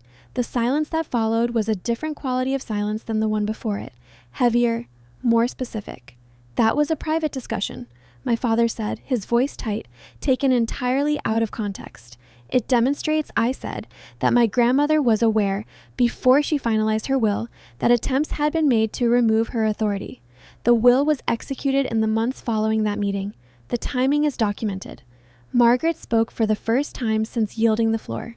I remember that meeting, she said quietly, addressing the room rather than any individual in it. She called me afterward. She was not confused. She was not fragile. A pause. She was angry, and she was making plans. Noelle stood. I had been watching her across the table throughout the presentation, watching the careful composure she maintained, the controlled expression, the way she held herself with the practiced steadiness of someone who has learned that appearing unshaken is almost as good as being unshaken. But something had been changing in her face over the past several minutes. A quality of calculation giving way to something rawer and less managed. Even if everything presented here is valid, she said, Arya has no operational experience. She has no executive training, no legal background, no understanding of the company's strategic direction. Ownership does not equal leadership. You cannot hand controlling interest to someone who has spent 2 years scheduling conference rooms. The words were true in their narrow way. They were also, I recognized, not quite directed at me, because in the moment after she said them, Noelle looked at our father, and something passed between them that I had not expected to see. Did you know? She said, her voice dropping slightly. The question was aimed at him with a precision that suggested it had been forming for the past 30 minutes, building pressure behind her composure the way water builds behind something that is about to give. Did you know this will existed? Before tonight? Before any of this? Did you know? My father held her gaze. He was silent for exactly 2 seconds too long, and in those 2 seconds, Noelle's expression changed completely. She had believed, I realized in that moment, that she was her father's genuine choice. Not a strategic piece, not a public announcement designed to consolidate control before a legal challenge could materialize, but a real choice, made because he saw in her what he wanted to pass on. She had built her entire understanding of this night, of this transition, of her own place in the family's future, on that belief. The silence told her everything. She sat down slowly. She did not speak again for a long time. Robert, my father said, turning to the chairman with the composure of a man who has lost one argument and is immediately repositioning for the next. I'd like to request a recess for independent legal review before the board takes any position on... That review, Robert said, is already underway. He looked at the documents Daniel had provided. I've asked our legal counsel to step out and make the necessary calls. We'll recess for 40 minutes. He looked at the room. Please remain available. The recess had the quality of a held breath. Board members moved to the periphery of the room in clusters of 2 and 3, speaking in low voices with the careful restraint of people who understand that the conversations they are having now will be compared against what they say after. Attorneys appeared from an adjacent office and moved through the room quietly, collecting documents, making calls in the corridor. My father stood near the windows with 2 of his longtime allies on the board, speaking in undertones. His posture was controlled, shoulders back, weight centered, the physical vocabulary of a man who is not prepared to be read as diminished. But something had changed in the room's relationship to him. I could feel it without being able to point to a specific moment when it happened. The slight reorientation of people who have been in his orbit for years and are recalculating the terms of that proximity. Noelle was standing near the far wall, alone, looking out over the city. I watched her for a moment. She had spent her entire life being our father's showcase, performing excellence not because she lacked genuine capability, but because the performance had been required of her before she was old enough to choose it.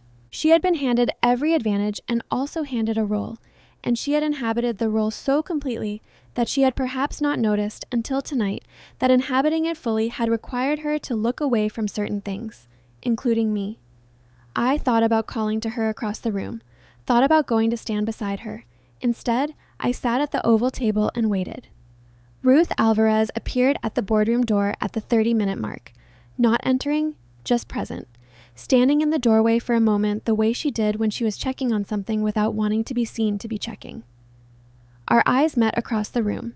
She gave me the same nod she had given me in the archive 18 months ago when she told me my grandmother had talked about me all the time. Then she was gone. Margaret sat beside me. She didn't speak immediately. She looked at the papers in front of her, then at the portrait above the fireplace, then at the window.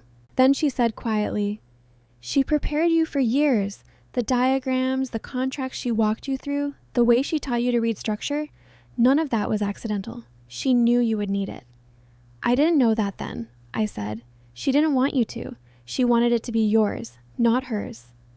Margaret looked at me directly. "What you did with those patterns, the Harbor District analysis, the work Kevin Hartwell presented, that wasn't her.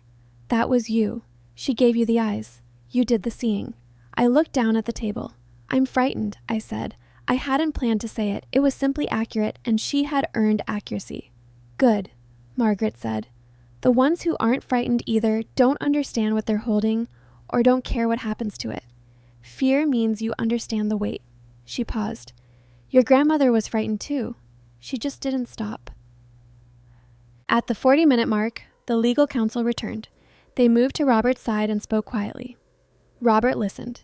His expression gave less away than anyone in the room, the trained stillness of a man who has delivered news of all kinds and knows that his face is the first thing people look at.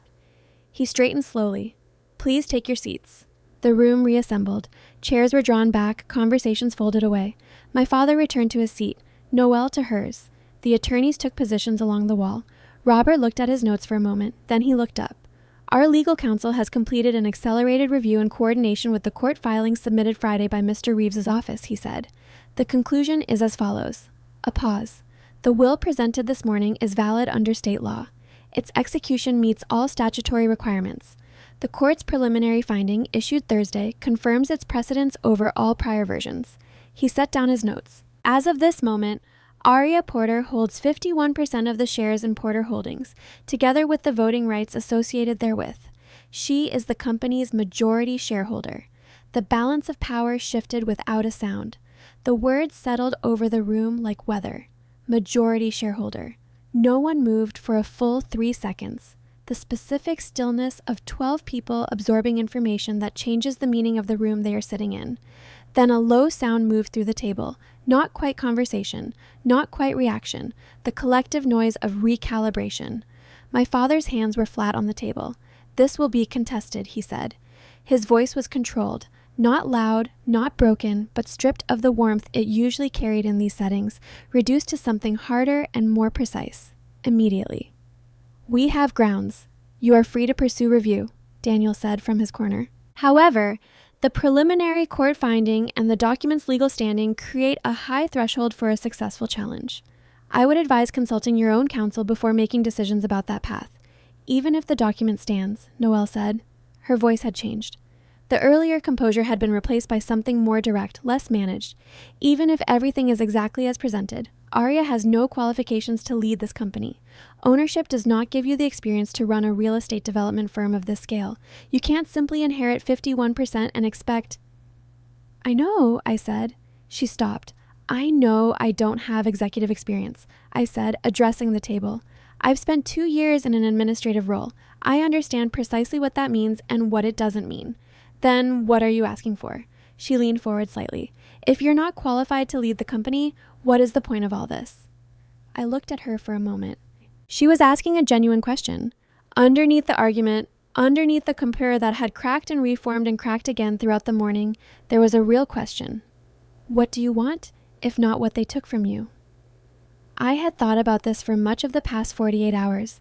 "I have one motion," I said. Robert looked up. "You have the floor." My father gave a short, quiet sound, not quite a laugh, the compressed expression of a man who has decided that controlled contempt is the appropriate register. Of course, I ignored it. "I am not proposing to remove Trevor Porter as CEO, I said. The room shifted. Several board members who had been braced for exactly that exchanged glances. Noelle's expression moved through surprise and settled into something wary, the expression of a person who doesn't know what comes next, which is a new experience for her.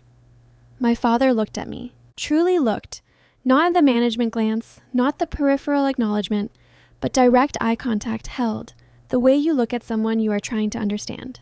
"I am proposing a formal vote of confidence," I said.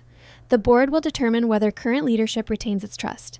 If the majority votes yes, operations continue unchanged. If the majority votes no, transition procedures begin according to company bylaws. 30 days for a voluntary resignation, followed by the board's appointment of interim leadership."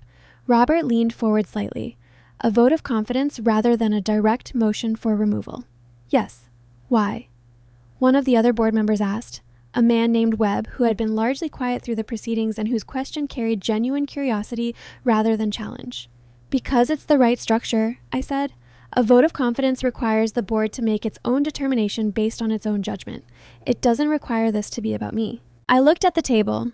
"It requires it to be about the company." Margaret said, clearly, "Seconded." My father looked at me for another moment. The expression had shifted. The controlled contempt was gone, replaced by something I didn't have a name for immediately. Then I found it. It was the expression of a man who has just encountered someone he genuinely did not expect to exist. "You're making a mistake," he said quietly. It did not sound like a threat. It sounded like something closer to a statement of fact, the kind of thing people say when they are still operating inside a version of events that no longer applies. "Maybe," I said, "but it's mine to make." Robert looked at both sides of the table. "We proceed to vote," he said. The vote took 4 minutes. Robert called it formally. "All those expressing confidence in Trevor Porter as CEO, raise your hands." 4 hands rose. The 2 men who had flanked my father in the corridor, a longtime board member who had been at the company since my grandmother's era and whose loyalty had long since transferred, and a 4th I did not know well. 4. All those expressing no confidence. Margaret's hand went up first, then 2 others immediately. Then, after a pause that had its own texture, a pause that contained someone making a decision they had perhaps been moving toward for longer than this morning, 3 more. Then Webb. Then 1 final hand from the board member I had seen avoid eye contact when I sat down. 7. 1 abstention. Robert counted carefully, the way you count when the number matters and you want the room to see that you are counting correctly. "The motion carries," he said. 7 votes of no confidence, 4 in favor, 1 abstention. He set down his pen.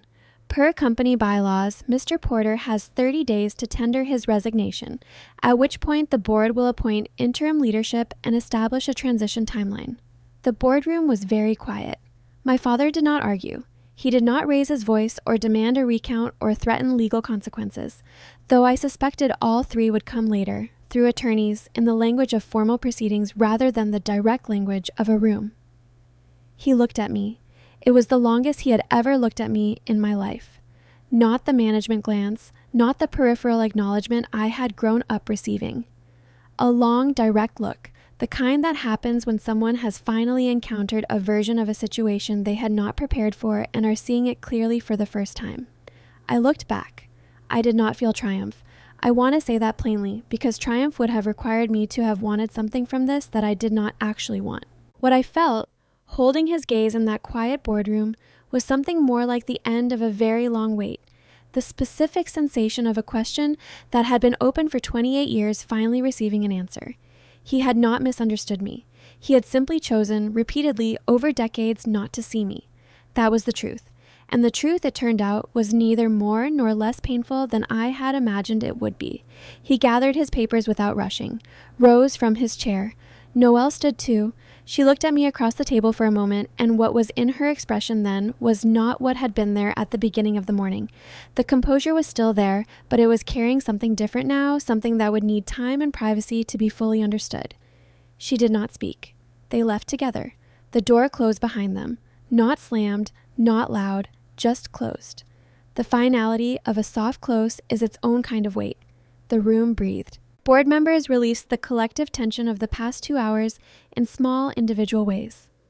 Someone exhaled slowly, someone shifted in their chair, someone poured water from the carafe in the center of the table as though they had been waiting for permission to do something ordinary. Margaret placed her hand over mine. She didn't speak immediately. The gesture itself was complete. Warm, brief, the touch of someone acknowledging something without requiring it to be spoken. She would be proud, she said finally. I nodded. My throat was doing something that made speaking briefly inadvisable. Robert cleared his throat gently. Ms. Porter, as majority shareholder, you'll want to be involved in discussions about interim leadership and the transition timeline. We'll need to schedule... I have a proposal, I said. He paused. Go ahead. I had thought about this too. I had thought about it on the subway 2 mornings ago, looking at my reflection in the dark window, and again last night at the kitchen table while the city made its sounds outside. I had thought about what my grandmother had actually built. Not the towers, not the portfolio, not the revenue figures, but the intention behind all of it. The things she had said to me on Sunday afternoons about what building was really for. I'm not asking to assume an executive role, I said. Not immediately and not alone. I looked at Robert. I'd like to propose a transition committee of 3. Yourself, Margaret, and 1 additional director to be nominated by the full board. This committee would manage day-to-day operations for the next 90 days while I work on a strategic review. What kind of strategic review? Webb asked. The company has been focused on prestige development for the past decade, I said. High margin, high profile, high visibility projects. That's not wrong, but it's not the whole of what this company was built to do. I looked at the portrait above the fireplace. My grandmother's original vision included affordable workforce housing and community restoration projects. The kind of work that doesn't generate the same headlines but serves the city in ways that the high-margin portfolio doesn't. I want to examine how the company can return to that balance without compromising financial stability, and I want 90 days to understand the full picture before anyone, including me, makes permanent decisions. The room was quiet. Margaret was looking at me with an expression I recognized. It was the expression she had worn when she told me my grandmother had called her after the March board meeting. Not surprise, recognition. That, Margaret said, is exactly what Eleanor would have proposed. Robert looked around the table. The board members were doing what board members do when something unexpected has managed to sound reasonable, absorbing it, testing it against their own frameworks, looking for the flaw that would justify objection and finding, perhaps, that the flaw was not immediately apparent. We'll need to formalize this, Robert said. A motion, a vote, documentation. Of course, I said. I'll move to accept Ms. Porter's proposal for a 90-day transition committee, Margaret said. The vote was 9 in favor, 2 abstentions. I left the boardroom at noon. The corridor was empty now. The attorneys gone, the staff members who had paused their Saturday to witness whatever this was dispersed back to wherever Saturday took them. The floor-to-ceiling windows still showed Manhattan in every direction, the city performing its ordinary Saturday business 200 feet below, entirely indifferent to what had just happened on the 42nd floor. Daniel Reeves was waiting near the elevator. He had his coat on and his briefcase in his hand, and he looked like a man who has completed a task he has been carrying for a long time and is feeling the specific lightness that comes with setting it down. Well, he said gently. Well, I said. She spent a great deal of time preparing this, he said. Every contingency she could anticipate. The legal filings, the timing, the recording Ruth preserved, the founding agreement. She thought of almost everything. He paused. The one thing she couldn't prepare was how you would use it. She said that to me, actually. She said she could give you the structure, but the rest had to be yours. She gave me more than structure, I said. He nodded once, understanding what I meant without needing it explained. The elevator arrived. He stepped inside. You'll hear from my office Monday morning about the formal transfer documentation. There's still a process, filings, signatures, court confirmation. But the outcome is established. The doors closed. I stood in the empty corridor for a moment. Outside the windows, a cloud moved across the October sun, and the city shifted from brightness to the particular soft gray of a Saturday afternoon in autumn. Not dark, not cold, but quieter somehow, more interior, the color of a day that has decided to reflect rather than perform. I thought about my grandmother in her apartment by the Hudson, at the kitchen table on a Sunday afternoon, sliding old development agreements across the surface and telling me I read structure. I thought about the box in my closet, the letter, the founding document, the USB that Ruth had added quietly, with a key arranged years in advance by a woman who prepared for things the way she built things, layer by layer, with more patience than anyone watching would have understood. I pressed the elevator button. The official announcement came the following afternoon. I was at my kitchen table with coffee when my phone began to receive the forwarded press release from Porter Holdings' communications office. Trevor Porter, Chief Executive Officer, has tendered his resignation effective end of month. Robert Langford has been appointed interim CEO. Aria Porter has been named strategic advisor to the board of directors effective immediately. Within 20 minutes, the messages began. Colleagues who had passed my desk for 2 years without using my name now wrote to request meetings. Investors I had never spoken to asked for introductions. 2 people whose emails I had filed hundreds of times without ever receiving one myself now addressed me with the specific, careful respect of people recalibrating a relationship they had previously not considered worth having. I read through them slowly. Most I did not answer that day. One I saved immediately. Ruth Alvarez. She always said you saw what others missed. She would be very proud today. Thank you for trusting what she left you. I read it 3 times. Then I set my phone face down and sat in the kitchen with the afternoon light coming through the window and felt, for the first time in recent memory, something that was not the effort of managing what came next. Just quiet. Just the specific stillness of having done something difficult and arrived for the moment on the other side of it. The personal conversations came later, as they always do, after the legal proceedings have settled and the professional landscape has rearranged itself and the noise has reduced enough for the actual human beings to find each other. My mother called first. She called on a Wednesday evening, 3 weeks after the board meeting. I was in my apartment making dinner, something simple, something that required my hands to be occupied, when my phone lit up with her name. I stood looking at it for a moment, then I answered. "Could we talk?" she said. Her voice sounded different. Not the voice she used for social performance, not the careful register she maintained at charity galas and corporate dinners. Smaller. More careful in a different way. The way a person sounds when they have put down something heavy and are not sure what to do with their hands. We met at a small cafe near Central Park on a Saturday morning in the last warm week before November made warmth conditional. She was already there when I arrived, sitting at a table by the window with her hands around a coffee cup, not looking at her phone. She looked older than the last time I had really looked at her. Not older in a way that suggested deterioration, just older in the way that people look when they have stopped performing something they have been performing for a long time, and the face underneath shows more of what is actually there. She didn't preamble. I had expected her to. Expected the careful architecture of a woman who has always built her communications from the outside in. Instead, she looked at me directly and said, "I'm sorry." 2 words, no structure around them, no qualification. For a long time, she said, it was easier to follow your father's lead than to look closely enough to see what following it was costing. She looked at her coffee cup. That is not an excuse. I want to be clear that I know it is not an excuse. I sat with that for a moment. "I know," I said finally. "I don't expect you to. I'm not forgiving you today," I said. I want to be honest about that. What happened over a very long time doesn't resolve in a conversation. I looked at her. "But I'm here, and I'm listening." She nodded. She looked like a woman who had prepared for the worst possible response and is unexpectedly, cautiously relieved. We talked for 2 hours. Not about the company, not about the board meeting, not about the legal proceedings that were ongoing in the background. About smaller things, older things. Moments I remembered from childhood that she remembered differently, or didn't remember at all. The specific geography of how a family loses the thread of one of its members. The question of whether she had ever known who I was, or had simply known who she had decided I was. It was hard. It was also, in its way, a beginning. We didn't fix anything that morning. You don't fix 28 years over coffee in a cafe by the park, but we started something honest, which was more than we had ever had before. Noelle reached out 6 weeks later. A text message, simple and direct, which surprised me. She had always been a phone call person, someone who preferred the real-time control of voice over the considered distance of writing. The message said, "I've been seeing a therapist. She suggested I reach out. I wanted it to be my idea, not just her suggestion. I think it was both. Can we meet?" We walked through the park on a Sunday afternoon in late November, the trees bare, the light thin and pale, the kind of day that makes the city look like a photograph of itself rather than the actual thing.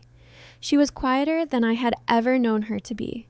The performance of Noelle, The polish, the composure, the assurance that had always arrived before she did, was muted. What was underneath was someone I did not fully know yet, but recognized as more real than what had been on top. "I thought being perfect protected me," she said at one point. We were walking along the path near the reservoir, and she said it looking forward rather than at me, the way people say true things when they aren't sure they can say them face to face. I thought if I was exactly what they needed me to be, everything would stay intact. The family, the company, my place in it. She was quiet for a moment. I didn't understand that making myself the centerpiece of their plan required them to make you the opposite of it. I didn't let myself understand that. You were given a role before you could choose it, I said. So was I. That's true. She looked at me then. It doesn't explain everything I didn't do. No, I agreed. It doesn't. We walked for another hour, mostly in silence, which is not the same as not communicating. When we said goodbye at the park entrance, she hugged me, briefly, carefully, the hug of two people who are learning how to do something they have never done before and are trying to get it right. We didn't become close overnight. That is not how closeness works, particularly when it is being built from an architecture that never properly existed in the first place. But we began. Carefully, honestly, without the competition or comparison that had always stood between us. That was enough. For now, it was more than enough. By mid-December, I had moved. The new apartment was small. Smaller than where I had been, honestly, but it had what I needed. A wall of windows on the west side, a view of the Hudson River in the distance between buildings, and enough quiet in the mornings to think clearly. It was not far from where my grandmother had lived, a few blocks from the river she had watched while she talked to me on Sunday afternoons. I hung her portrait on the wall across from the windows, not the formal painting from the boardroom, but a print of the construction site photograph, the one I had found in the archive 18 months ago. Dirt on her shoes, laughing beside unfinished steel, built, not inherited on the back, though you couldn't see it from the front. Some evenings, when the last light of the day came through the west windows and touched the print on the wall, I thought I understood something about what she had actually left me. Not the shares, not the legal standing, not the majority ownership of a company that carried her name on buildings across the city. She left me permission. Permission to stop measuring my worth by the estimation of people who had already decided not to see me clearly. Permission to use the mind I had, the particular, specific, structural mind that read architecture where others read surface, without apology and without waiting for someone else to authorize it. Permission to understand that the way I processed the world was not a flaw to be compensated for, but a capability to be used. Dyslexia had not broken me. It had built me, in certain ways, into someone my grandmother recognized. It had given me patience with complexity, the ability to slow down when speed was demanded and find things in the slowing that speed missed. It had taught me to read structure, not just in documents, but in rooms, in relationships, in the invisible architecture of how decisions actually get made and what those decisions actually cost. I began the strategic review in January. The work was harder and more interesting than anything I had done before. Not because it required me to perform expertise I didn't have. I brought in people who knew what I didn't, which is, I was learning one of the actual skills of leadership, but because it required me to look at the whole picture at once. The financial reality of a company that had drifted from its founding intention, the human reality of thousands of people whose livelihoods depended on its health, the question of whether you could reorient something this large without breaking what was working about it. I thought about my grandmother's hand-drawn diagrams from the early 1970s. The relationship maps, the invisible architecture. I started drawing my own. 6 months after the board meeting, the first new initiative launched. It was called the Founding Vision Initiative, a formal reallocation of 15% of the company's annual project capacity toward workforce housing and neighborhood restoration work, beginning in 4 boroughs. Not a charitable gesture, not a public relations effort. A structural commitment built into the company's bylaws at the board's approval, with accountability mechanisms and measurable outcomes and a dedicated team. The announcement generated coverage in 3 national newspapers. 2 of them called it a significant shift in how major real estate developers conceived of their civic obligation. One of them quoted me. I read the articles at my kitchen table, in the apartment with the west-facing windows, with coffee that hadn't gone cold because I had remembered to drink it. Ruth sent me a message that morning. A single line. She built the first company. You're building the second one. I sat with that for a long time. There is something I have thought about often in the months since that October Saturday. Since the boardroom, since the vote, since the slow and ongoing work of building something new from what was left after the old version fell. The turning point, when I look back at it honestly, was not the board meeting. It was not the vote or the will or the moment Robert Langford said, majority shareholder, in a quiet room, and the balance shifted. The turning point was a night in late October in my kitchen at 11:47 in the evening when I opened a message on my phone to a number I had just entered from a business card and typed 11 words to a man who had been waiting for them. I would like to proceed. Please advise on the board meeting. That was it. 11 words. No trumpet sound, no sudden clarity, no final arrival of the confidence I had been waiting for my whole life. Just a decision. Just the quiet, private, unremarkable decision to stop waiting for permission from people who were never going to give it. My grandmother prepared everything she could prepare. The legal structure, the documents, the recordings, the founding agreements, the letter she wrote to be read in a hotel service corridor by a woman she loved. She prepared for the obstacles, anticipated the resistance, built a defense across years for a moment she would not live to see. But she could not prepare the decision. That part was mine. It always was. If you are listening to this and something in it sounds familiar, not the specifics, not the inheritance or the company or the boardroom, but the shape of it, the feeling of being in a room where everyone has already decided what you are and you are trying to decide whether to believe them, I want to tell you what I know now on the other side of it. The people who decided you were limited were not seeing you. They were seeing a version of you that was easier for them to manage, the version that didn't require them to reconsider their own assessments, didn't ask them to make room, didn't threaten the architecture of the story they had built around themselves. You are not that version. You were never that version. And the moment you decide, not the moment you feel brave, not the moment you feel certain, but the moment you simply decide, is the moment the story stops being the one they wrote and starts being the one you're writing. My grandmother knew that. She spent 20 years waiting for me to know it too. I think wherever she is watching something she built. Not the buildings, not the company, not the portfolio that carries her name on towers across the city. Something smaller and more permanent. She is watching a woman learn to stand in a room without waiting for permission. And I think, finally, she is satisfied. Thank you for listening all the way to the end. If this story reached you, wherever you are, whatever room you're standing in right now, I hope something in it was useful, not just as a story, but as a reminder. You were never the broken one.